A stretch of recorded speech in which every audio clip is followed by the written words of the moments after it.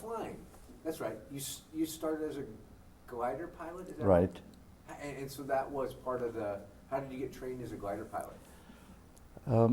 You had to earn your flights by building gliders under the instruction of a craftsman, who of course was in uniform.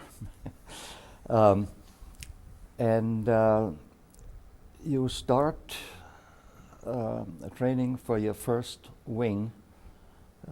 Let's say a white seagull in a blue field. In fact, I have it here. I can show you later on. I brought it for you. And the planes, if you could call them that, are similar to what I showed you in that picture. They're just crates with huge wings, and they're very forgiving. And the way we started, you went to a hill, and you had a rubber rope about from here to the door, V-shaped, and the notch of the V was hooked to the nose of the plane. And at the tail of the plane, a fellow was sitting, his heels dug into the ground, and held on a short piece of rope from the tail. And then each leg of the V rubber rope had about 5 guys on it, and they were running downhill as if their life depended on it, putting tension on the rubber rope. And when they just about came to a halt on account of the tension of the rubber rope, the pilot yelled, "Let go!" And then the guy in the back let go, and this crate rumbled over a few crash knobs and suddenly became airborne. You got up about 20, at most 30 feet, 30, 40 feet, down the hill. And then we all had to run down with a dolly and lift that plane on the dolly and pull it uphill over that crash. It wasn't paved. That was hard work. And after 30 of these takeoffs, you got your first wing. And the second wing, the first wing is called, or has been, I don't know whether they still do it, I've lost touch with the field. It's called the A, and 2 wings are called the B, and 3 wings are called the C. And for the B, for your 2 wings, you graduated to a real sailplane, not just a crate. And you were then pulled up by a winch. And the B started already with a winch, and that's an interesting thing. You have someone hold the wing, otherwise it would touch the ground, You sit there and you give the command, and then the winch starts pulling, and the guy who's holding the wing level runs with you until you have enough speed and you become airborne. And then you pull up the stick and you go up like that, and you see only sky. And you're then pulled over the winch, and you look out, and there was a flagman to the side, and when he waved, you released the tow rope. Otherwise, you would be pulled back into the ground. And then you have your altitude, and you fly your pattern, and come back, and you do that. And for the sea, It is essentially the same. You have winch starts, but you have longer flights and more complex patterns. And when you have the sea, you're an accomplished glider pilot. And I went one step further. That was the tow permit. This again is a bigger plane, and that is towed up by a propeller plane. And then of course you don't pull the stick, you keep it level, keep the tow plane in front of you, and the tow plane pulls you up to your desired altitude, and then you release the tow and you fly your pattern. So by 1920, you were an accomplished 17. 17 years old. 17, yeah. I was, you need a number of takeoffs with a tow plane before you get your tow permit.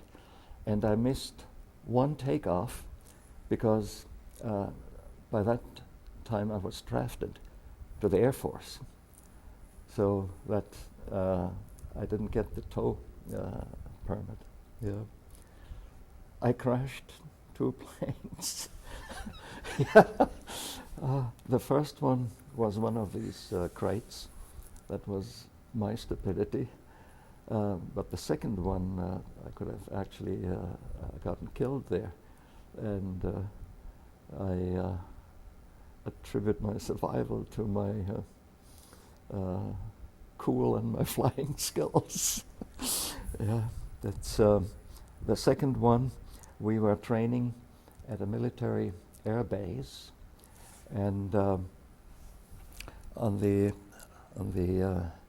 very right, they had a pilot strain who piloted these cargo planes who transported troops, 10 or 20 troops, in a glider.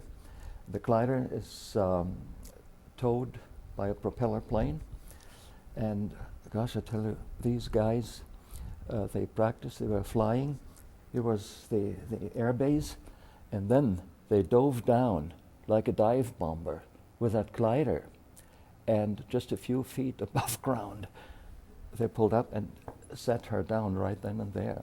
You know? So that was on the far right, and in the center, fighter planes were training touch and go, and at the left, we were the glider with a single seat glider, not those big gliders.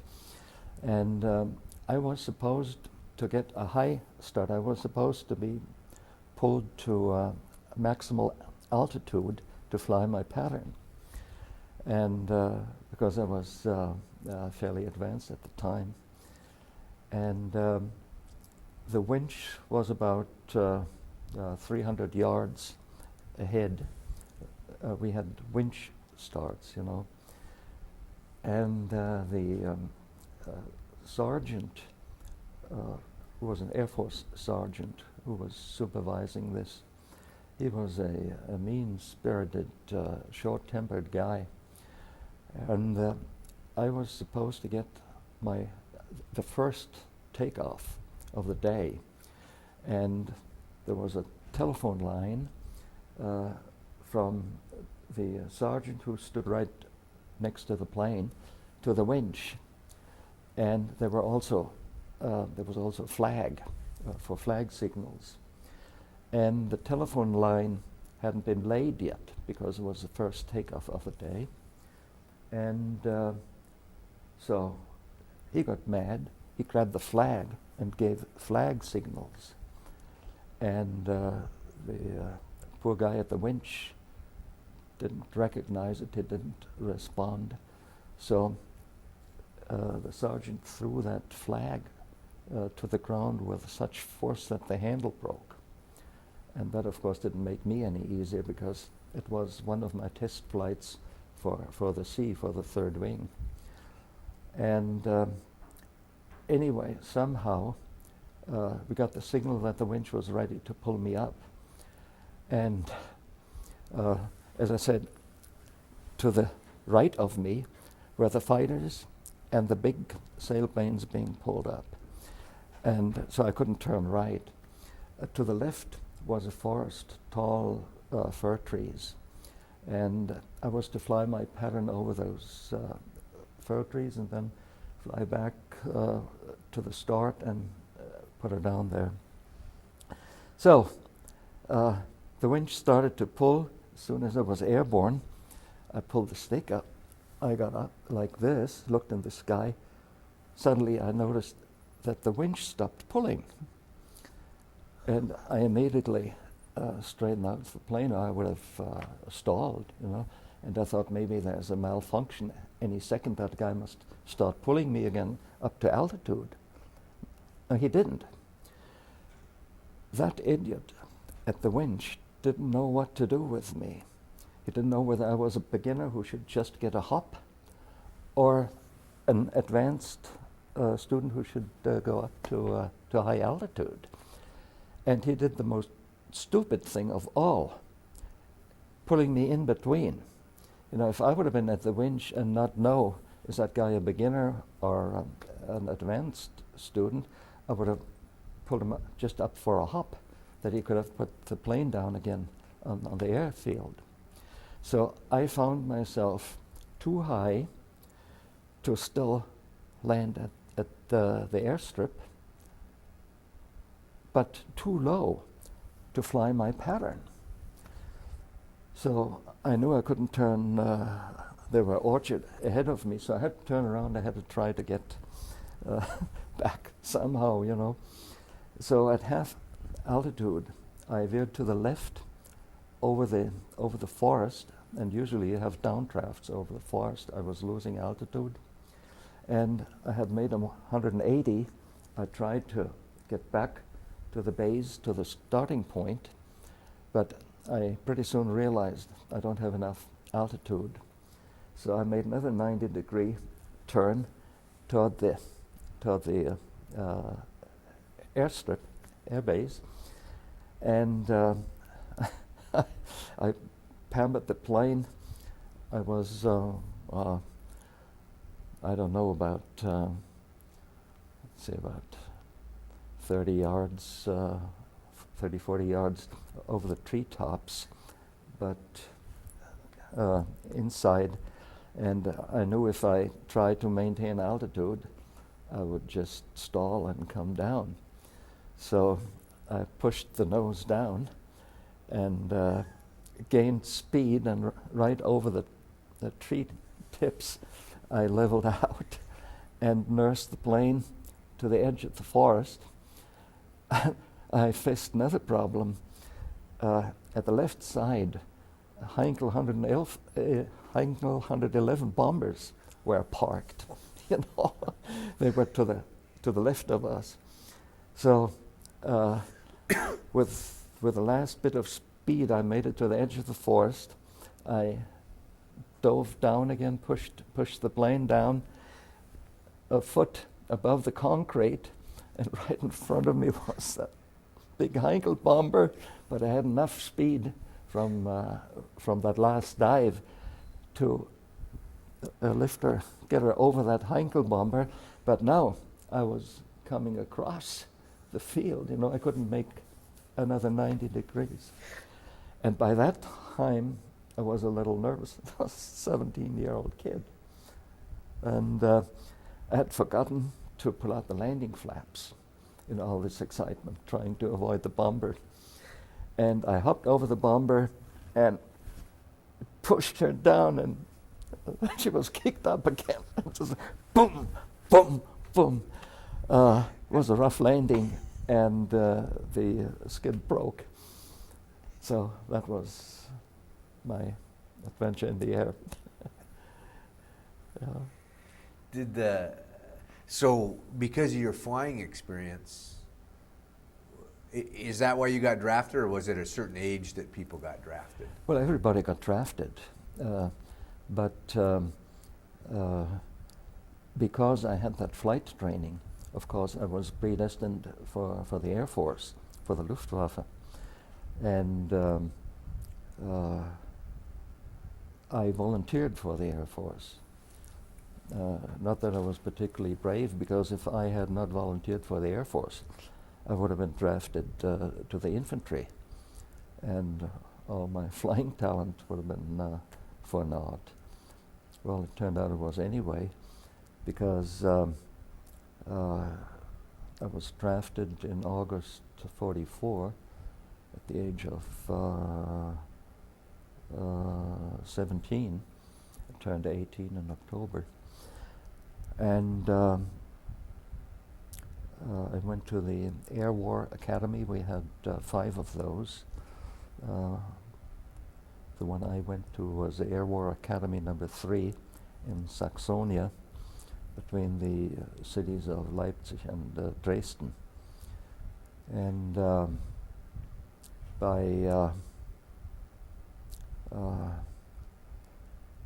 by February, all flight training had ceased. By March, the Air War Academy was dissolved, and we were shipped across Berlin to a town northeast of Berlin for a very brief and cruel training again. It was that drunk major who treated us like dirt. You know. He was continually drunk, and we were then put in that transport train. We were joined by 1,000 recruits. We were 200 Air Force cadets from the Air War Academy, and we were all 1,200 of us put in that train, cattle wagons, and we were supposed to be shipped toward Silesia for another division, infantry division, Hermann Goering, and that is when we drove into that southern pincer movement, the first Ukrainian front under Marshal Konev. And there were those 2 pincers attacking Berlin, Zhukov from the north and Konev from the south. And we were driven into the tank columns of Konev's finest. And with, it sounds like with very little training, and you also, Oh, yeah. if I remember right, said your weapons were... Oh yeah, the major was drunk, and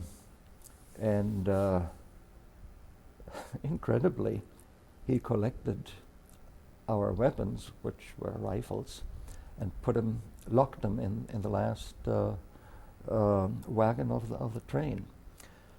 Of course, we couldn't have done anything with rifles against tanks. We didn't have bazookas. So that was a formidable slaughter. You can imagine those tank grenades exploding in these packed wagons. And we had no counselors there to treat our psyche. By this time, was it evident that the war was... lost, yeah, sure. So here you are, a young kid going in, and just being sacrificed for nothing. I think the last we realized, even the last among us realized that the war was lost when the Battle of the Bulge did not achieve its objective, and a lot of people realized it earlier, but of course it was forbidden to even mention any doubt. That was there was a paragraph in the law book, deterioration of of the will or the force to resist. In other words, you see doubts among your fellow citizens or among your fellow soldiers, and then they don't fight that hard anymore. That was death penalty. By this point, had Hitler been exposed to the German people, or No, 'cause that happened all after the war. Yeah. That happened. They shut us up on April 19th, and he killed himself April 30th, 11 days later. And we retreated to a small town called Luckau. 200 of us, of the 1,200, made it to Luckau. And the Kampfkommandant, which was the Nazi supreme commander of that town, he had absolute authority. He ordered us, we were fed, then he ordered us into the trenches at the east fringe of Luckau, which the Volkssturm, the old men and kids, had dug. And their bazookas were lying around you. You could fall over them, you know. But only every 10th man had a rifle. After we were fed, we were ordered to defend Luckau. And we then got intelligence information the next day that we were surrounded by 11,000 Russians and several hundred tanks. And we were 200 practically untrained kids. And the Russians, had they attacked with infantry, they could have killed us with broomsticks because we didn't have any rifles to fire. But they came with tanks, and we knocked them off with the bazookas. We held Luckau for 2 days, and then we broke out under the most adventurous circumstances at night. We had one motorcyclist who spoke Russian. He was leading the column, and we blackened our faces, reversed our caps, and there were several vehicles from stragglers units. One was, actually they were all armored SS, and they had 88 millimeter, this famous gun, famous for anti-tank effects, but originally designed as an anti-aircraft gun. And they had 2 quadruple 20 millimeter truck-mounted guns, you know. And we had orders, strict orders not to speak.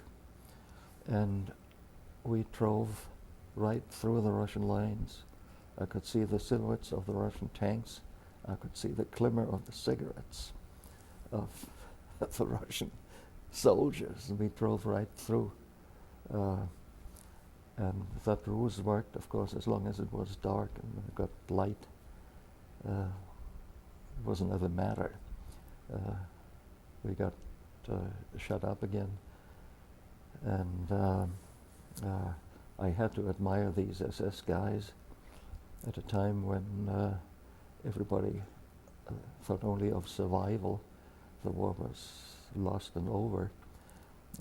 We came to an opening in the forest. We had to cross an opening from the tree cover here to the tree cover there. And while we were in the midst, crossing there, the Russians from the left, we didn't even know they were there. They threw everything they had against us, you know, artillery, mortar, machine gun fire, everything. And these SS guys, instead of hightailing it out of there, they had the engines to pull their trucks across.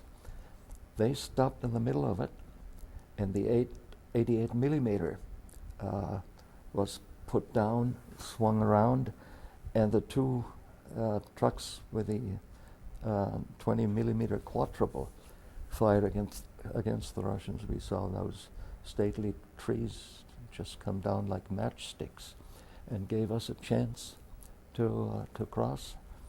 And then they pulled out. Of course, we lost a few people there. And the tragic situation in those days was you could not go back trying to recover your wounded. You had to just go hightail it out of there. And whoever got hit was left. So we got out of that one, and we finally reached the Elbe River.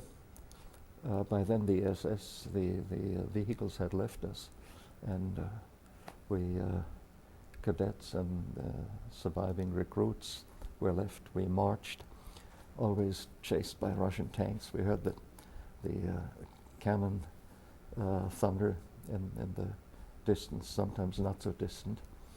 And we reached the Elbe, and I thought we would go across west to the American lines.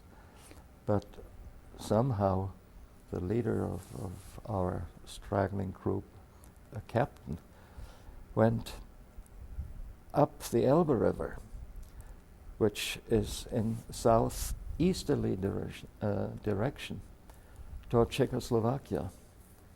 And when we reached the pre-war Czech border, the war had ended. It was May 9th, and we disbanded. By that time, the Russians had taken Berlin, Hitler had committed suicide, and then the combined Russian force, Konev and Zhukov, went south toward Prague.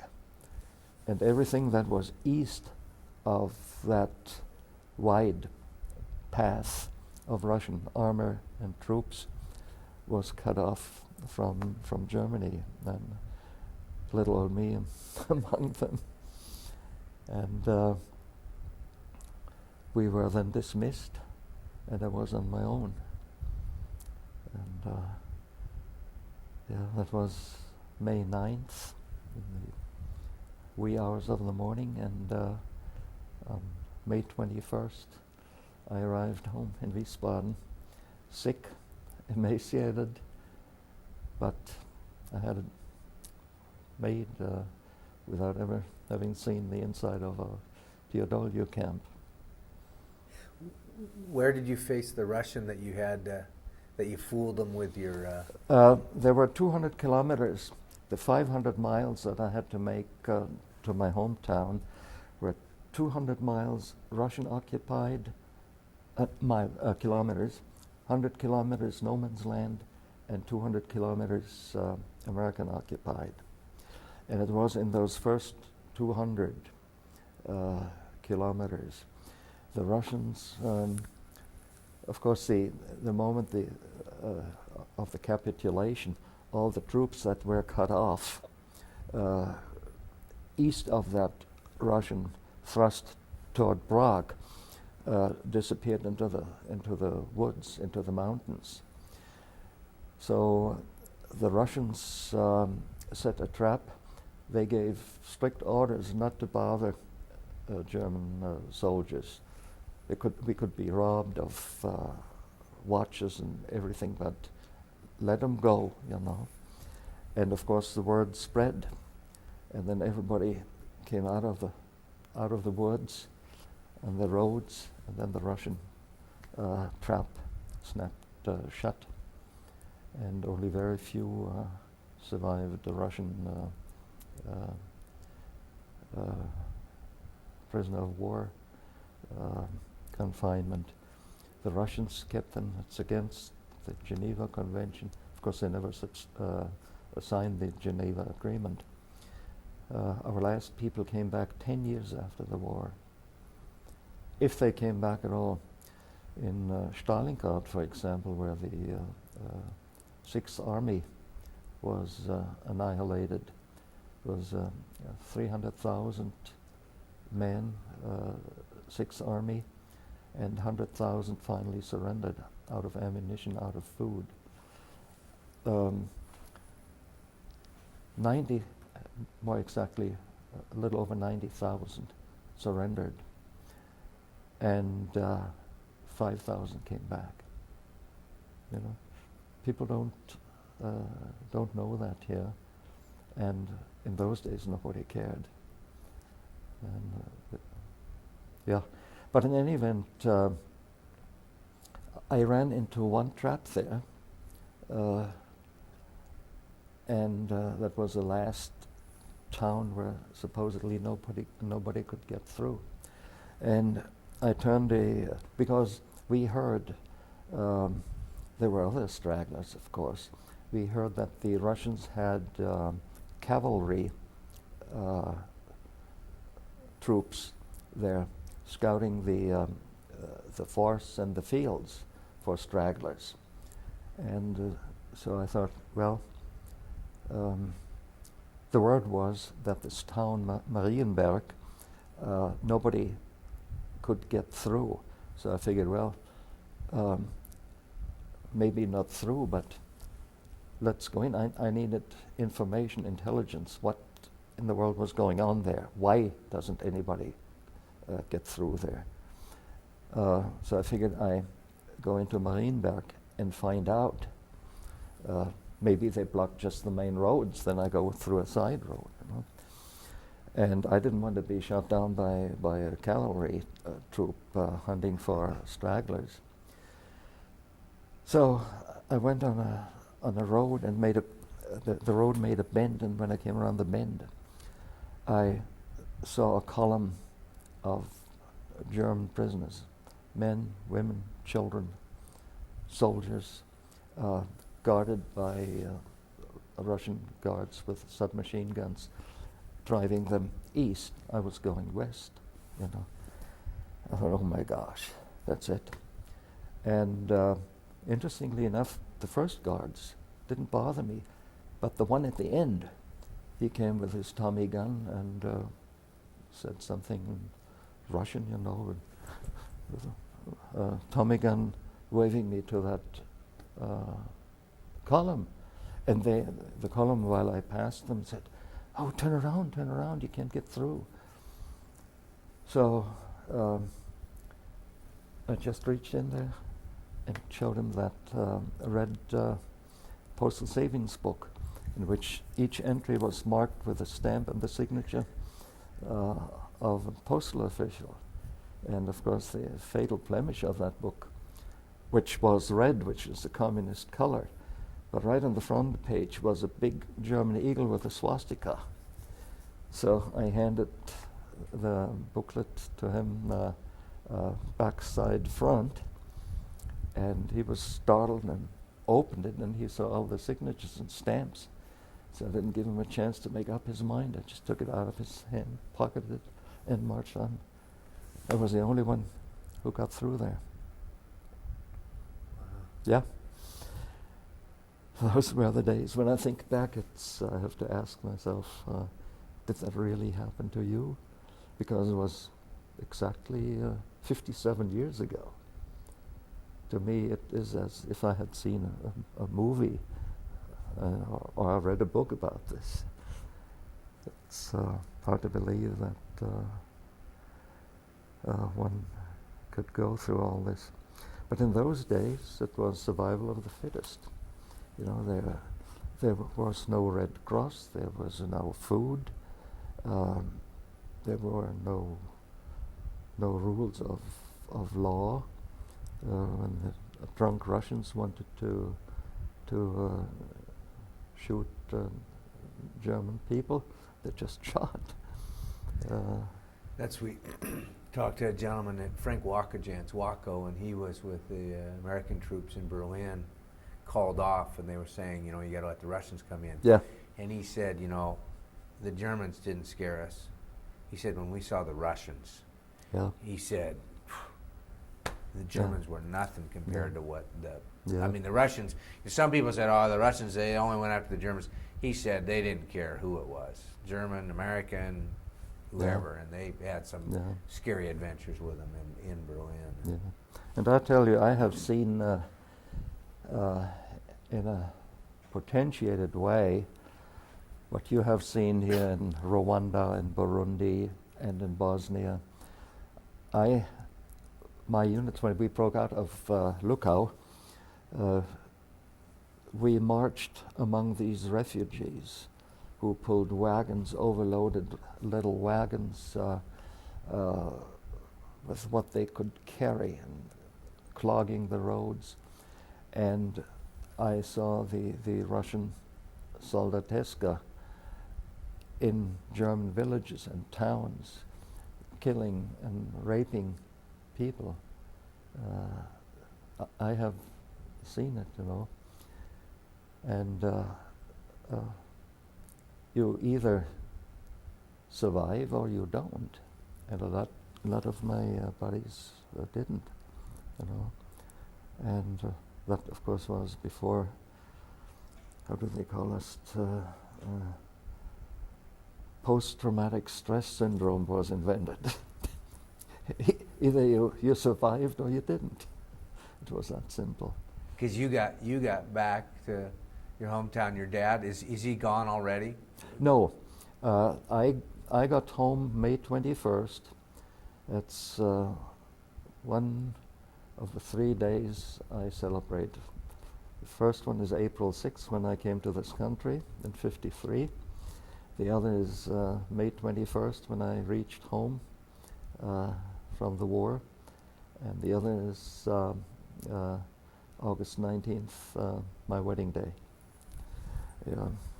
No, my dad was taken in August, so I was home about, from May to August, 3 months. Because he was, if I saw right, he was a news correspondent? Is that what? During the war, he was, he volunteered for the anti-aircraft, and he was heading an anti-aircraft battery, then was shipped to Norway, stationed in our occupation forces. And my dad was a go-getter and an enthusiast, a patriot. He volunteered in World War I at the day the war broke out. His entire high school class, senior class, volunteered. He was wounded twice and saw service at the front 4 years of World War I. And in World War II, he thought the country called again, you know.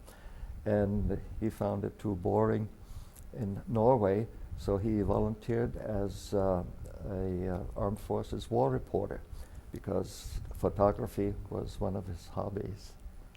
May I ask for another pit stop? Oh, yeah, let me get you on mic there just a sec. Yeah.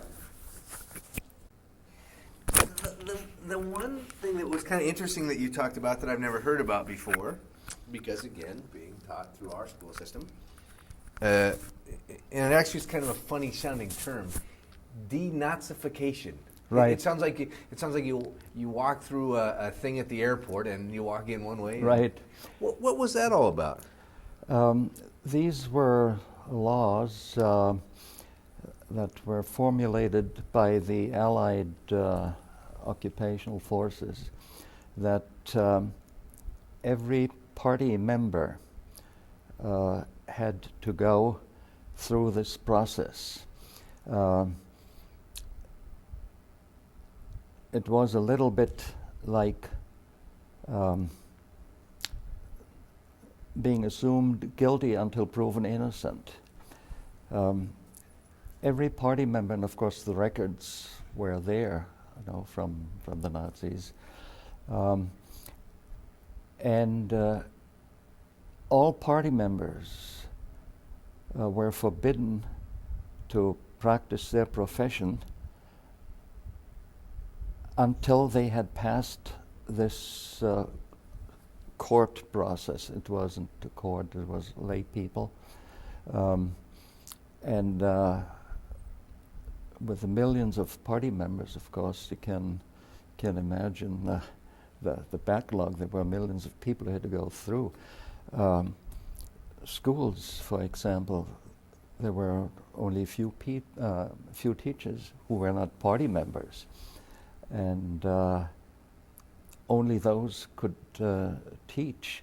See, the war was over in May, and until November there were no schools. But the conditions then were really terrible. In addition to not having anything to eat, there was no authority, no police force. You couldn't buy anything, you know. You could buy nothing. And there was no newspaper. You could not travel for many weeks until after the first train started to run again. So as a party member, you could only work in menial labor. And whether you were a lawyer or a doctor or what have you, an official, you know, you could only you were only permitted to work in menial labor until you went through that process. That's was sort of a pseudo court. So the court, was it American soldiers running it or German citizens? German citizens, anti-fascists. Of course, they. It wasn't an impartial court. The ones who had suffered from the Nazi rule were then sitting there judging their fellow citizens. It wasn't. And then, of course, there was the bribes, and you know, when there was a public prosecutor, öffentlicher Kläger. This person didn't have to have legal training, and if some farmer who had to go through the process could bring him a ham or a dozen egg or a pound of butter, it was bad. No law, and well, that's what you get when you start a war and lose it. It's and again, it's I have talked so much about what I personally experienced. That should not overshadow what was done in the German name, you know. And as I said before, I voted with my feet. I came to this country, gave up. I wasn't a financial or political refugee. I had everything I could ask for, but I wanted to come to this country, and I think it's the greatest country on earth. And I'm very grateful that I can live here. I'm happy that my children, my 4 children, are American citizens. And with that, I'll end it unless you have more questions.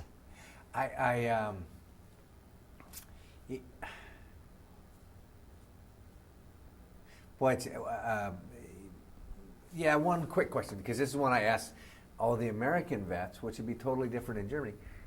What significance does Pearl Harbor have in your history as a kid? Did that mean anything? I mean, yeah. Here that was the war.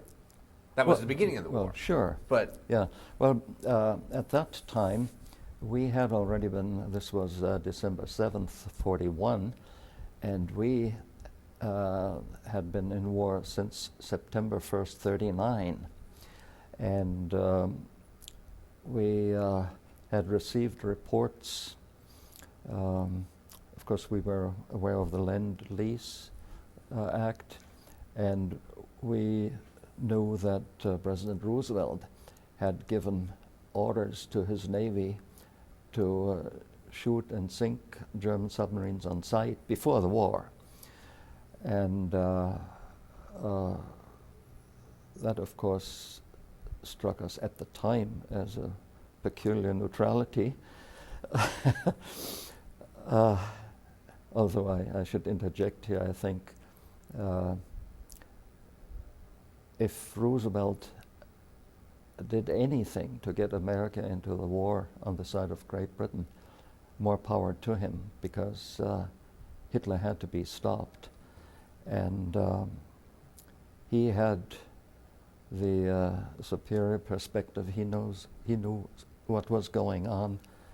The masses of people here didn't, and they might have been isolationists, and but that he came to the help of Great Britain, I think, is to his credit. But in any event, Pearl Harbor was big news for us because we measured everything according to German gauges. And when we heard that the Pacific Fleet was practically annihilated, in those days the battleship was still the number one warship, rather than the carrier, which came in just a few months later. We figured, okay, they have lost all their Pacific Fleet. That will take them many years to rebuild it. So they're eliminated from the Pacific. This is because our leadership, particularly the Nazis with somewhat primitive ideas. I can imagine that Hitler went into the Ruhr area in the industrial heart of Germany and saw all these smokestacks. Said, "My gosh, this is fantastic! You know? Nobody can match that." If he would have gone to Detroit, he would have seen that everybody has that in his backyard, you know, figuratively speaking. And they completely underestimated the American industrial potential, which is what finally won the war for the Allies, fortunately.